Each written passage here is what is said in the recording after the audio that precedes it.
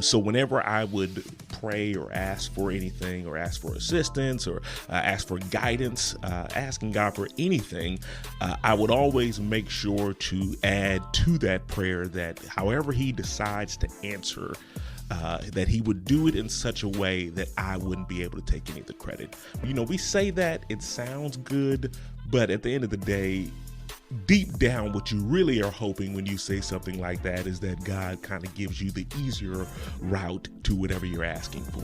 I always tell people, if you ever say that prayer, make sure that you are prepared for what comes next, because more times than not, it's going to require you to be humbled. You may be embarrassed. You may go through difficult bouts of just envy and anger and all these other emotions that spring up. It's going to be a process. And if God had told me that I would need to go through all the things we went through to get to the point of being able to purchase our home, my prayers definitely would have sounded a little different. I don't know if I would have prayed the same way I prayed, whatever, but my faith has been grown so much stronger as a result.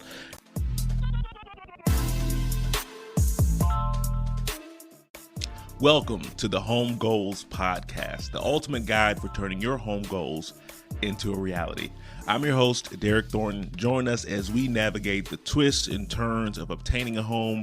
We'll be offering expert tips, helping you avoid pitfalls, and championing your journey towards that cherished place to call home.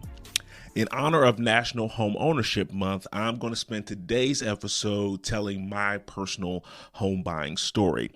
Not just the actual process of purchasing, but going into detail on the journey, like all the steps that led up to it and the twists and turns and everything else that went on. Usually when people buy, it's more of a linear process, right? Like they're saving up and slowly building things up until eventually they're ready to purchase and make the sale and everything goes through well. And then there's other situations where people start going through and slowly start building up that fund, and then life happens and they have to make a couple of twists and a couple of turns and a few adjustments and then a few dips and then maybe get back up the hill and then something else happened and then they have to kind of climb back up. And so that has been more of how my experience and my journey went, and so I want to talk about that just to kind of help offer a little bit of encouragement to people who may feel discouraged in today's world or in the market and the way things are going.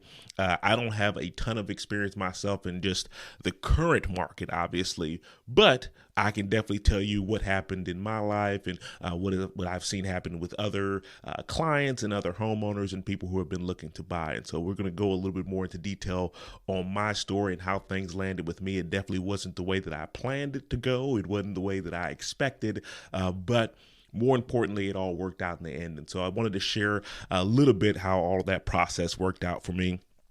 I've talked a lot about kind of the nuts and bolts of how a transaction typically works, but rarely do I ever go into detail on how the factor that my faith played into it as well. That is something that has always been very important to me and something that I have had to work on, and that is definitely strengthened in everything over these last several years. I'm a pastor's kid myself. I'm a Christian, and it is something that is very important to me. I've been very involved in the church, and those are things that have definitely factored into the way that I do a lot of different things. And there may be some people who say, well, Derek, you don't really buy into all that stuff. Well, that has led me to where I am now. And there have definitely been times in the past where I've questioned whether or not I really believed all this stuff, or whether or not it was just a result of me being in the church for as long as I have. Like, do I really believe it? Or is this something that is just a passing trend or anything like that? And so whenever I would pray or ask for anything or ask for assistance or ask for guidance, asking God for anything, I would always make sure to add to that prayer that however he decides to answer, that he would do it in such a way that I wouldn't be able to take any of the credit, right? That he would get all the credit for whatever happens, however things go. I didn't want it to be a situation where I could puff my own chest out and say, oh, look what I did, or look how many houses I sold, or look this great success or this great endeavor that I was able to accomplish on my own feet. I never wanted that to be the case. I always wanted to make sure that God got the credit, and I knew that that would strengthen my faith as well. And, we say that it sounds good, but at the end of the day, deep down, what you really are hoping when you say something like that is that God kind of gives you the easier route to whatever you're asking for. In my mind, I'm thinking, oh man, it wouldn't be great if I was just steady working along in the business, selling houses and everything like that, keep my head down, doing the work. And then suddenly one day somebody taps me on the shoulder and plops a couple of keys into my hand and says, here you go, Derek. God told me to give you a house. And then I thought, oh my goodness, God, there's no way I could have done this without you. I would have absolutely needed your help to be able to do this. Thank you so much. And I ride off into the sunset with my new house that I just got because I had faith. That's how you're hoping things will work out, even though you know that it rarely ever works out like that. So I always tell people, if you ever say that prayer, make sure that you are prepared for what comes next. Because more times than not, it's going to require you to be humbled. You may be embarrassed. You may go through difficult bouts of just envy and anger and all these other emotions that spring up. It's going to be a process. And if God had told me that I would need to go through all the things we went through to get to the point of being able to purchase our home, my prayers definitely would have sounded a little different. I don't know if I would have prayed the same way I prayed, whatever, but my faith has been grown so much stronger as a result.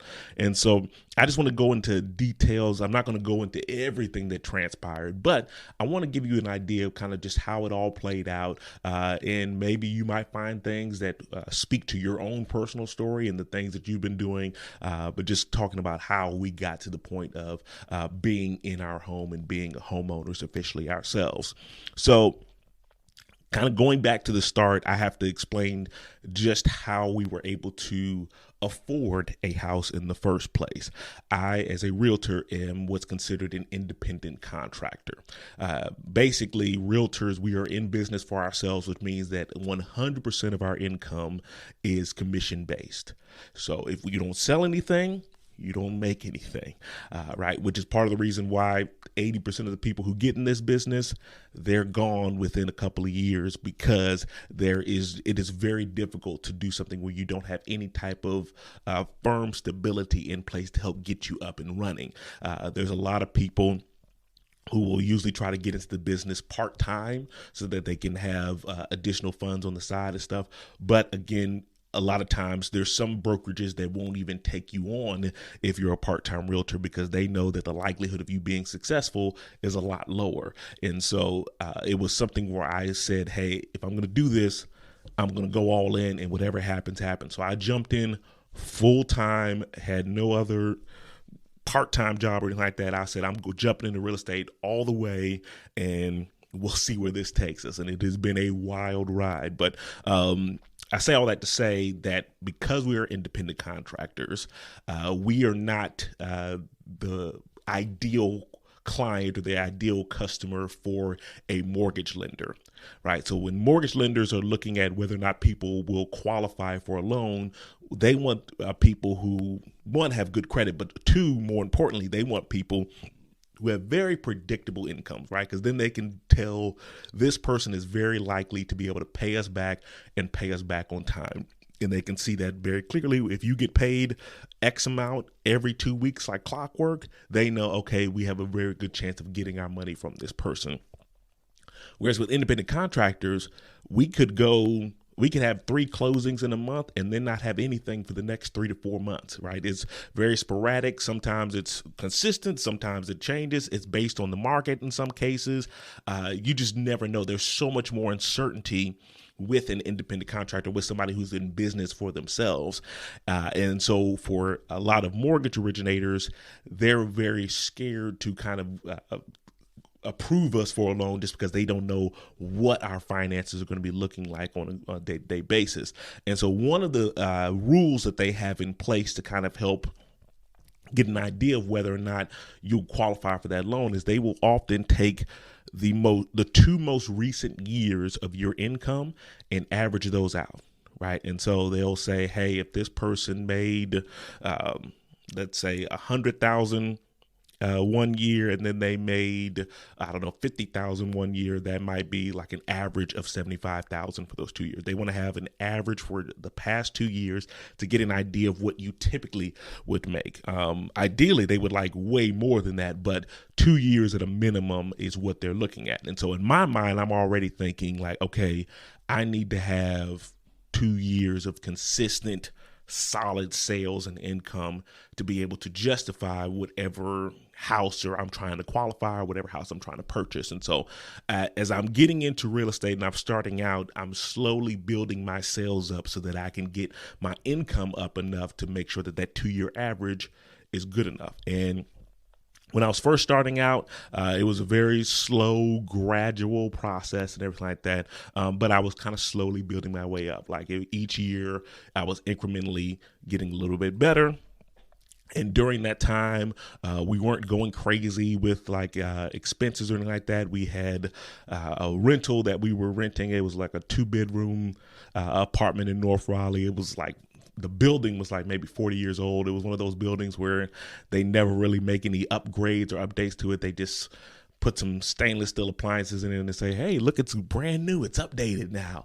And then slap a coat of paint on there and call it a day. And so it was a rickety old place, but it was in a good location. We were fine with it. The rent was very affordable. It was maybe like $800 a month, which is unheard of in today's market. But it was just a great little place to start our little family. And that's where we welcomed our first child and everything. And so we weren't going too crazy on that. We were still trying to keep our expenses in check. I was very big with Dave Ramsey's principles as well too, and so we were making sure that we were trying to avoid using credit cards and stuff like that too. And so like even though we weren't making very much money at all, we were still trying to make sure that we kind of set the baseline, the foundation for how we would operate or work with money in those initial years as I was starting up. And like I said, it was slowly building up with the sales.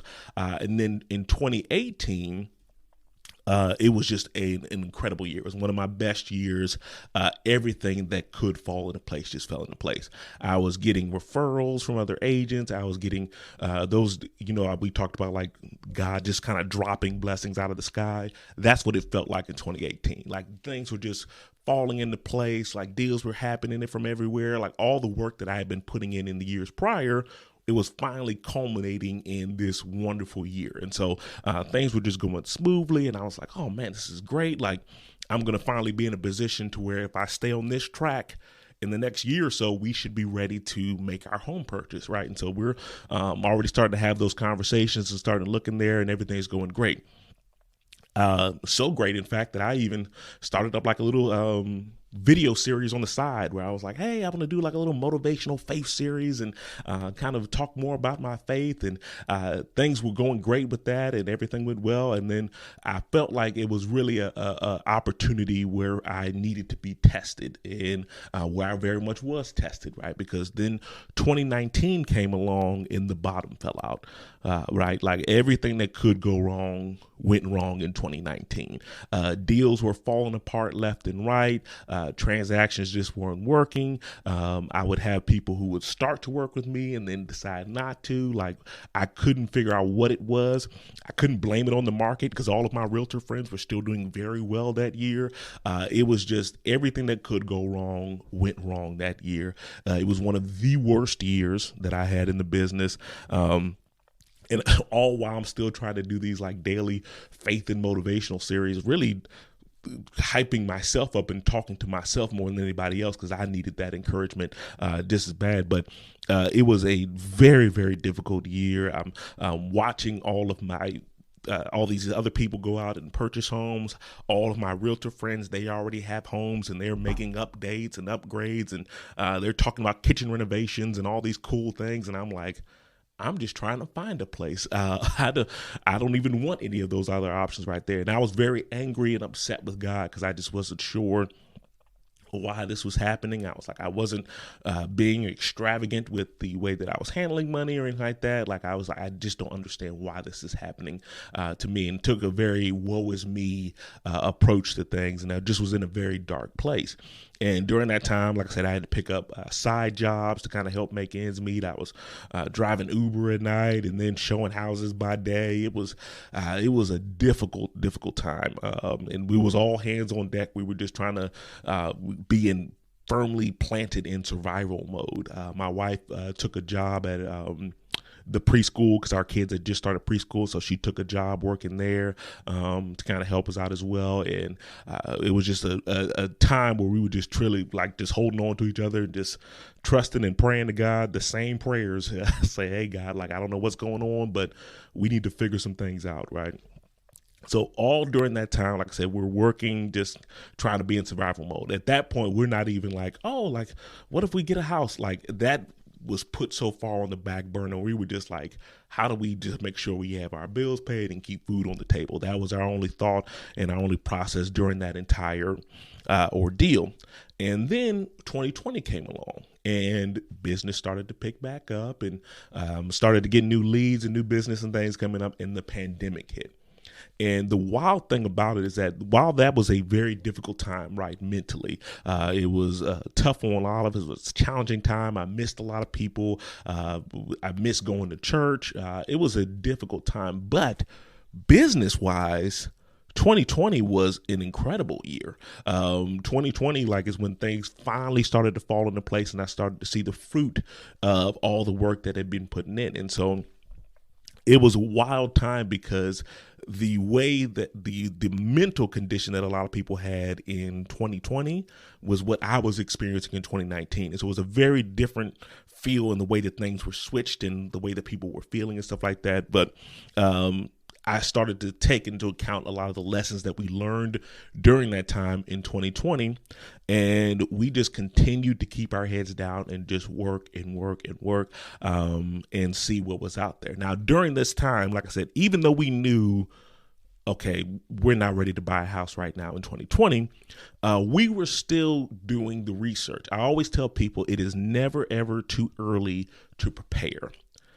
Right. Even if you know you aren't in a position to be able to buy or anything like that, that's not to say that you should go out and like waste a seller's time and try to look at homes that you know you clearly aren't ready to buy. But take advantage of any other options that are out there for you to be able to just start doing the research, right? Start looking at houses online, doing research for areas that you want to live in.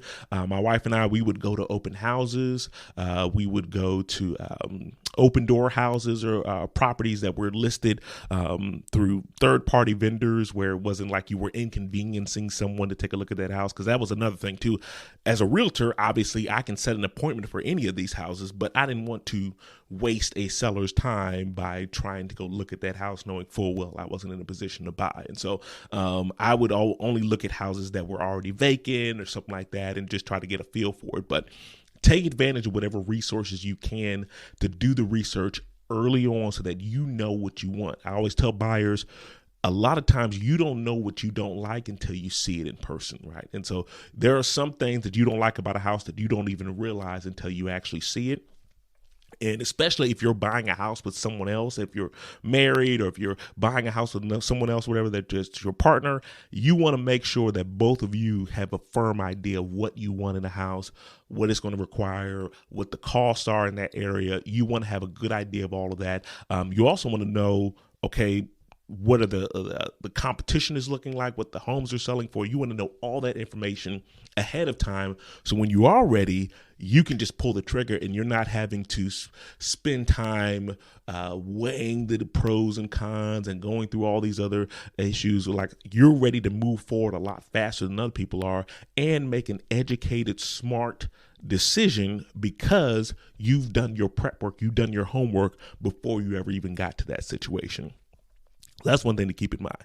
Now, so 2020, we were all just continuing to work, continue to store up money and just see where things land. In 2021, now we're starting to figure out, okay, are we actually in a position to buy? We're not really sure if we are, but we'll see what happens and see if we can go from there. And it's funny because I always, not poke fun, but I always will tell people like, hey, just bite the bullet and talk to the lender. Usually buyers are very hesitant to talk to lenders because they are viewed more as dream killers than anything else, right? Like, it's very easy for you to kind of dream about all the things you could do or the house you could buy. But once you talk to a lender, they have a tendency to put things in perspective and let you know whether or not you are. And in some cases, the lender gives you news that lets you know you're more prepared than you thought you were. But in some cases, they can also kill your dream, right? They can tell you like, hey, it's going to be 3-4 more years before you're ready to buy. And no one wants to have that conversation. And so a lot of times people are very scared to talk to the lender, even though they know that's the best thing that they should do. And I'm gonna tell you, that's exactly how I felt as well. I wanted to talk to a lender, but at the same time, I'm thinking about, man, 2019 was such a terrible year. And if they're taking the average of my last 2 years, there's no way that we're ready to buy right now. But I was like, let me just talk to the lender so I can at least get an idea of where we are and whether or not it could be a possibility. And I talked to the lender and found out that because I had been in the business for at least 5 years at that point, they were able to take into account 2018 and some of the other years prior into those factors and figures. So 2019 wouldn't necessarily hurt me as bad as I thought it would, right?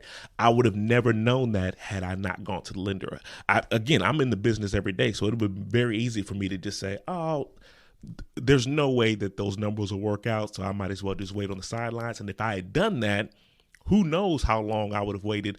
I would have waited until 2022 or 23 when the rates shot up or when the prices got even higher, and might have priced myself out of the home just because I didn't talk to the lender. And so make sure that you're willing to talk to them and just accept whatever news that they have to give you. But in this case, it ended up working out for us that they said, hey, you're actually in position to buy if you can find something that you like. And right around that time, my wife had a student in her class, in her preschool class, that one of the parents had seen a post that she had shared about a real estate post. And they said, hey, we're thinking about selling or moving, and we want to hire, like, would your husband be interested in working with us? And she's like, sure. And so I went over there to kind of check out the house. And when I went to check out the house for the listing appointment, as I'm looking through there, I'm like, this house checks off a lot of boxes of things that my wife and I have been looking for. Because again, remember I told you, even though we weren't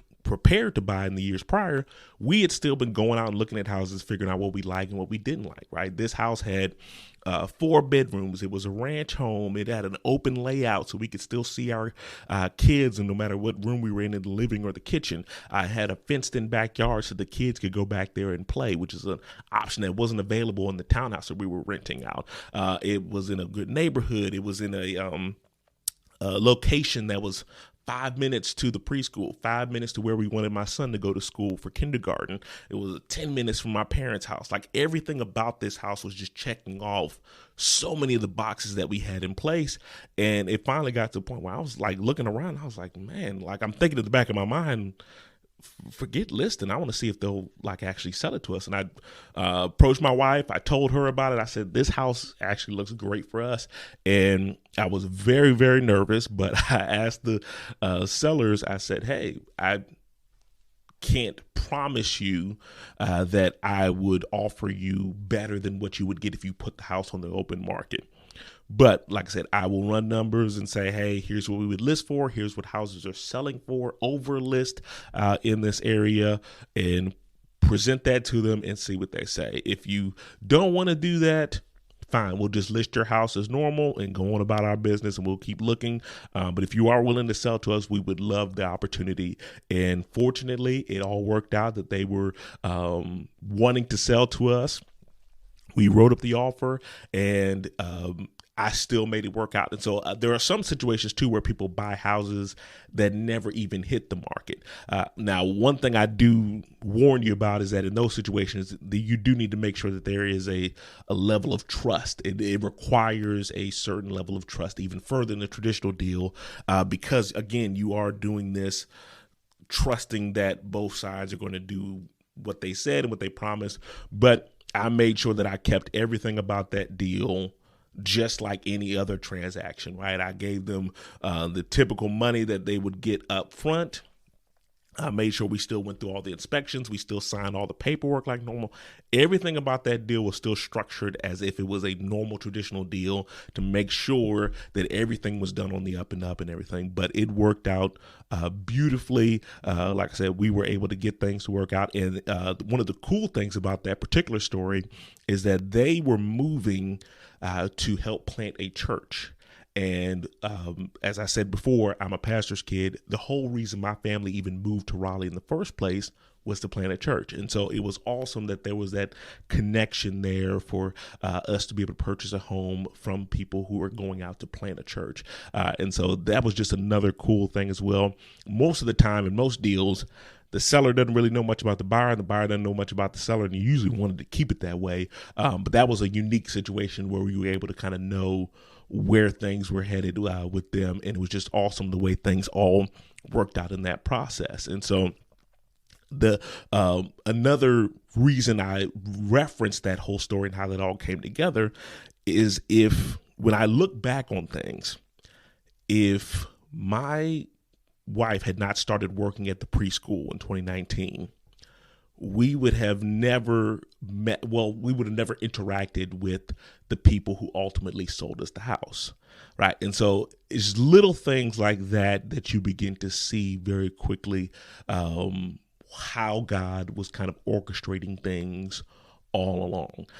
And the fact that house was available, that it was exactly what we were looking for in the area. It was the price point that we wanted. The everything about it just fell into place perfectly, and there's no way that would have happened without God. And so I always like to point that out and put that out there for people. I know everyone is at a different level. Some people may not believe in that. They may have a different level of faith or anything like that. But in addition to all the things that I talk about in this podcast, all the tips I give, all the advice I give, I also want to make sure that I give credit to whom credit is due, and let you know that has been a tremendous motivation and encouragement in just my daily life, as well as in the way that things work out. And part of the reason I'm able to always assure my clients that all things are going to work out is because of my faith. I've always had things that have worked out well in every situation, whether it seemed bad or whether it didn't go the way that we originally intended. It has always worked out the way that it was supposed to. And I think that that's a wonderful thing for you all to keep in mind. And so for any of you out there who may be feeling discouraged in this time or uncertain about where things land, just trust that you are going to be okay. And like I said, continue to put your foot forward, continue to do the things you know you need to do, work hard, continue to make sure that you are getting everything in place, and then be open to whatever things may happen. And like I said, again, pray that God will do it in such a way that you don't get the credit. It is going to strengthen your faith in ways that you never even imagined. But continue to put yourself out there, see what happens, and it will work out in your favor. And so I hope that was helpful for you all. We'll continue to talk about some other tips and things like that, especially for Home Ownership Month. But just wanted to share a little insight into my personal journey into buying a home. Again, it wasn't traditional, especially with me being a realtor, but above all else, it definitely was something that strengthened my faith, and our house every day is a constant reminder of his faithfulness. So I hope that you all enjoy that. Have a wonderful, wonderful week, and I'll talk to you next time. Have a good one.